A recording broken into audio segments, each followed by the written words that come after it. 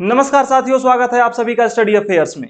जो भी कोटेशन आपको दिखाई दे रहा है, क्या जिंदगी एक जंग है और लड़ना हमारी जिम्मेदारी है, ये बात आपको इस वीडियो के अंत तक में बखूबी पूरे अच्छे तरीके से समझ में आने वाली है कि ये कोटेशन हमने क्यों लगाया हुआ है।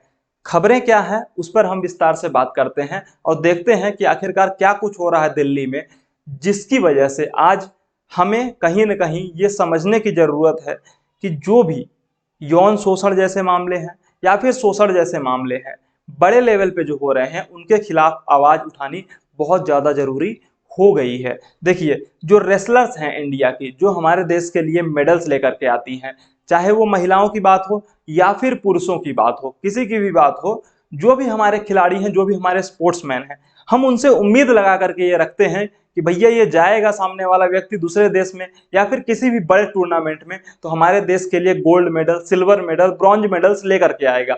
हम उनसे उम्मीद तो लगा के रखते हैं, लेकिन क्या हम उनको उस तरीके की फैसिलिटीज प्रोवाइड करते हैं जो उनको मिलनी चाहिए?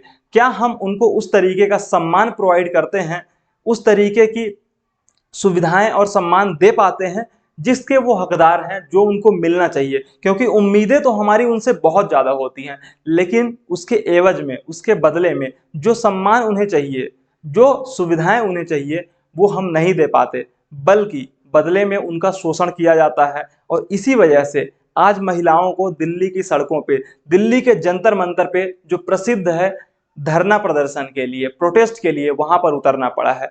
कौन है ये लोग? ये महिलाएं हैं जो रेसलिंग करती हैं, जो कुश्ती लड़ती हैं हमारे देश के लिए, विदेशों में जाती हैं, वहां से मेडल्स लेकर के आती हैं, बड़े बड़े टूर्नामेंट्स में जाती हैं, वहां से मेडल्स लेकर के आती हैं और देश का सम्मान, देश का गौरव ऊंचा करती हैं। लेकिन आज ये दिल्ली की सड़कों पे बैठी हुई हैं, फुटपाथ पे बैठी हुई हैं, सिर्फ इस वजह से क्योंकि उनकी आवाज सुनी नहीं जा रही है, उनकी बातें सुनी नहीं जा रही है। अगर आप खबरों को देखेंगे, न्यूज को देखेंगे, तो आप देख सकते हैं कि इकोनॉमिक टाइम्स ने क्या छापा है।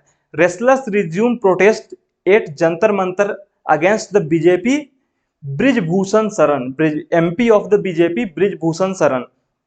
और इनकी डिमांड क्या है? इनकी डिमांड ये है कि जो भी कार्य पहले हुआ था, जो भी रिपोर्ट पहले आई थी, उसको पब्लिक की जाए। किस रिपोर्ट की बात हो रही है ये, इस पर भी हम विस्तार से बात करेंगे। और आखिरकार ये जो ब्रिजभूषण शरण है, जो कि एमपी हैं, वो और ये रेसलर्स, इनके बीच का जुड़ा हुआ मामला क्या है? देखिए, सबसे पहली चीज जो हमें समझनी है वो ये है कि जनवरी, यानी कि अभी से 3 महीने पहले, लगभग 3 महीने पहले एक बार ये प्रोटेस्ट पहले भी हो चुका है, जहां पर जो हमारे देश की रेसलर्स हैं, चाहे वो विनीता फोगाट हो या फिर हम साक्षी मलिक जी की बात करें, और भी जो रेसलर्स हैं, वो लोग वहां पे प्रोटेस्ट कर रहे थे। और उनका कहना यह था कि जो WFI है, रेसलिंग फेडरेशन ऑफ इंडिया, आपको पता होगा कि कोई भी स्पोर्ट्स हो, चाहे वो इंडिया का हो या फिर इंटरनेशनल लेवल में किसी भी देश का हो, उसका एक बोर्ड होता है और उस बोर्ड के कुछ डायरेक्टर्स होते हैं, कुछ चीफ होते हैं, मेंबर्स होते हैं। उसी तरीके से रेसलिंग का भी हमारे यहाँ पे जो बोर्ड है उसको WFI कहा जाता है, रेसलिंग फेडरेशन ऑफ इंडिया, और उसके चीफ हैं ब्रिजभूषण शरण।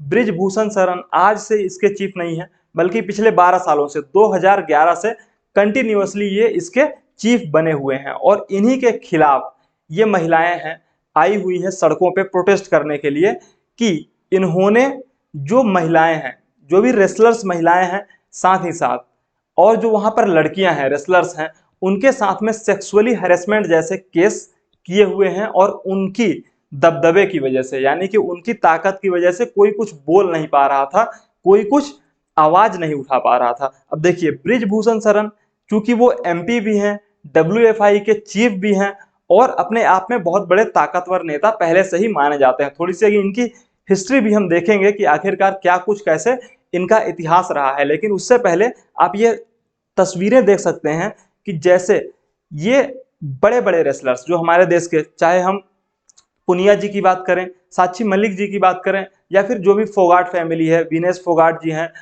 उन सभी की बात करें, तो ये लोग यहाँ पर प्रदर्शन में बैठे हुए हैं। और इनकी बहुत ही छोटी सी डिमांड है। इनकी डिमांड ये है कि जनवरी में जो भी मामला हुआ था उसमें जो भी जांच की गई है, जो भी रिपोर्ट है, उसको पब्लिक कर दिया जाए, सबके सामने ला दिया जाए कि आखिरकार क्या कुछ किया गया। देखिए, जनवरी में क्या हुआ था, जनवरी में जब इनके खिलाफ केसेस किए गए थे, ब्रिजभूषण शरण जी के खिलाफ, तो एक 5 मेंबर की कमेटी बनाई गई थी हमारे स्पोर्ट्स की मिनिस्ट्री के द्वारा कि आप जांच करिए इस पूरे मामले को, क्या कुछ हुआ है। उस कमेटी ने जो भी रिपोर्ट सौंपी है उस रिपोर्ट को पब्लिक नहीं किया गया, इनको कुछ भी उसके बारे में बताया नहीं गया।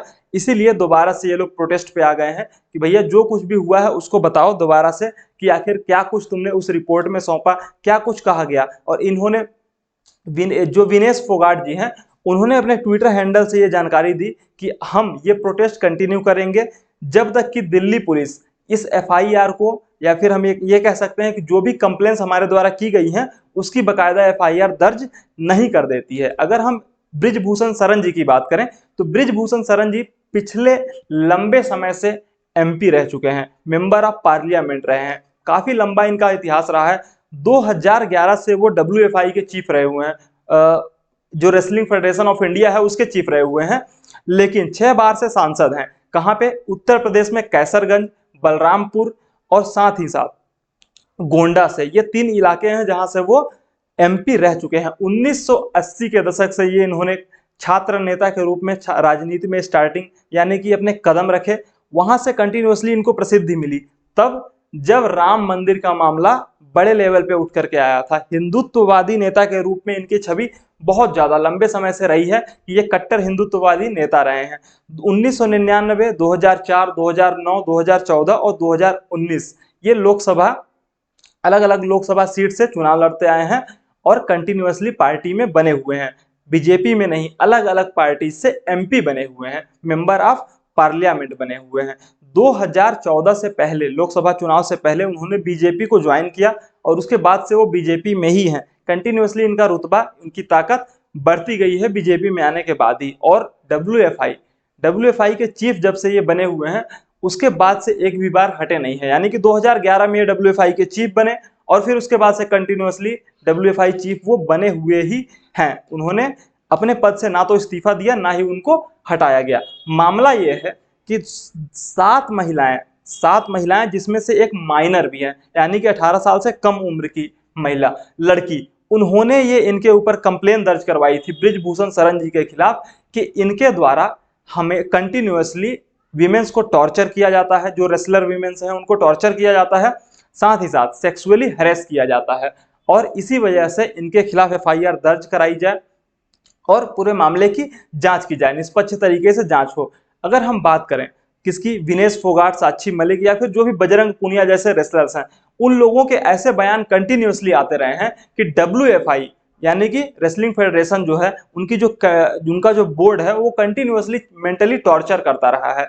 अगर हम बात करें इनकी किसकी, साक्षी मलिक जी की, तो उन्होंने कहा, वो कहती हैं कि हम कंटिन्यूअसली देश के लिए मेडल्स लेकर के आते हैं, देश के लिए क्या कुछ नहीं करते, देश के लिए लड़ते हैं, अपनी मतलब पूरी ताकत लगा करके देश को मेडल्स, देश का सम्मान, देश का गौरव ऊंचा करने में अपनी पूरी ताकत झोंक देते हैं। लेकिन बदले में हमें क्या मिलता है? वो सम्मान तो मिलता ही नहीं बल्कि हमें हैरेस किया जाता है, कहीं न कहीं सेक्सुअली असॉल्ट किया जाता है। और इस चीज की जांच होनी चाहिए, निष्पक्ष जांच होनी चाहिए। और इसीलिए अब ये पोडियम से फुटपाथ पे आ चुके हैं, दिल्ली की सड़क पे आकर के रात की अगर हम बात करें तो जब से ये प्रोटेस्ट चालू हुआ है कंटिन्यूअसली वो लोग वहीं पर बने हुए हैं और खुले आसमान के नीचे सो भी रहे हैं। मतलब पूरी तरीके से उन्होंने ठान लिया है कि अब हम यहाँ तब तक रहेंगे जब तक कि हमें न्याय नहीं मिल जाता है। वहीं पे ब्रिजभूषण शरण जी जो है वो क्या कहते हैं उनके बारे में हम विस्तार से बताएंगे, लेकिन अभी बजरंग पुनिया जी को जी ने क्या कहा है उसके बारे में आपको बताते हैं। आपने उनको मना किया था कि नहीं, हम इस मंच को राजनीतिकरण नहीं करेंगे। क्या इस बार कोई भी अब की बार सबका वेलकम है, चाहे कोई भी पार्टी, चाहे बीजेपी आए, कांग्रेस आए, आम आदमी पार्टी आए, कोई भी पार्टी आए, सबका वेलकम है। क्योंकि जब हम मेडल जीते तो किसी पार्टी का झंडा नहीं लहराते। तो कुल मिला के ये है कि लोगों से ये अपील करते हुए दिखाई दिए हैं कि भैया जो भी लोग हमारे साथ में जुड़ना चाहते हैं, चाहे वो किसी पार्टी के हों या फिर किसी भी पार्टी के ना हों, वो सभी हमारे साथ इस प्रोटेस्ट में जुड़ सकते हैं। पिछली बार जब जनवरी में इन्होंने प्रोटेस्ट किया था तो उस समय पर इन्होंने किसी भी पार्टी को इनके प्रोटेस्ट में जुड़ने से मना कर दिया था कि आप लोग किसी भी तरीके से हमारी पार्टी को हमारी प्रोटेस्ट को ज्वाइन नहीं करेंगे, चाहे वो कोई भी पार्टी हो, आम आदमी पार्टी हो, कांग्रेस हो या फिर बीजेपी हो। लेकिन इस बार इन्होंने परमिशन दे दी है। इनका ये कहना है कि हम देश के लिए मेडल्स लेकर के आते हैं, जब हम कहीं पर भी जाते हैं वहां से जो हमें मेडल मिलता है, जो सम्मान मिलता है, वो तिरंगे का सम्मान होता है। और अगर किसी भी तरीके से महिला रेसलर्स के साथ में या फिर मेन रेसलर्स के साथ में अपमान किया जाता है उनका, या फिर किसी भी तरीके से शोषण किया जाता है, तो उसके खिलाफ सभी को साथ में आकर के प्रोटेस्ट करना चाहिए और उनका सपोर्ट करना चाहिए। लेकिन ब्रिजभूषण शरण जी का क्या कहना है? इनका ये कहना है कि अगर किसी भी तरीके से इनके ऊपर जो भी चार्जेस लगाए जा रहे हैं, जो भी सेक्सुअल हैरेसमेंट के चार्जेस लगाए जा रहे हैं, वो अगर प्रूव कर दिए जाते हैं, प्रूव हो जाते हैं, तो मैं रेडी हूं किसी भी तरीके के पनिशमेंट्स के लिए, किसी भी तरीके की आने वाली प्रोसेस के लिए, जो भी जुडिशियल हो सकती है या फिर जो भी न्यायिक व्यवस्था है उसके लिए हम रेडी हैं। लेकिन क्या कुछ निष्पक्ष जांच हो रही है, ये देखिए समय बताएगा, क्योंकि समय के बाद या फिर समय से पहले जब तक कि निष्पक्ष जांच हो नहीं जाती है, हम कुछ भी कह नहीं सकते हैं कि ये मामला किस तरीके से कहां पर बैठ रहा है, किस तरीके से क्या एक्चुअल में इतने बड़े पैमाने पर सेक्सुअल हैरेसमेंट हो रहे हैं या फिर जो भी हो रहा है। क्योंकि एलिगेशंस या फिर जो भी चार्जेस लगाए जा रहे हैं इनके ऊपर, वो जो भी आरोप लगाए जा रहे हैं वो बड़े आरोप हैं और इनकी निष्पक्ष जांच होनी चाहिए। यही हम सभी उम्मीद करते हैं कि देश में जो भी एजेंसीज हैं इसके लिए वो निष्पक्ष जांच करें और फिर अपनी फाइंडिंग्स को पब्लिक करें। ये नहीं कि किसी एक मतलब उसको बंद लिफाफे में रख दिया जाए, बल्कि पब्लिक किया जाए तो लोगों को भी पता चले कि क्या कुछ हो रहा है।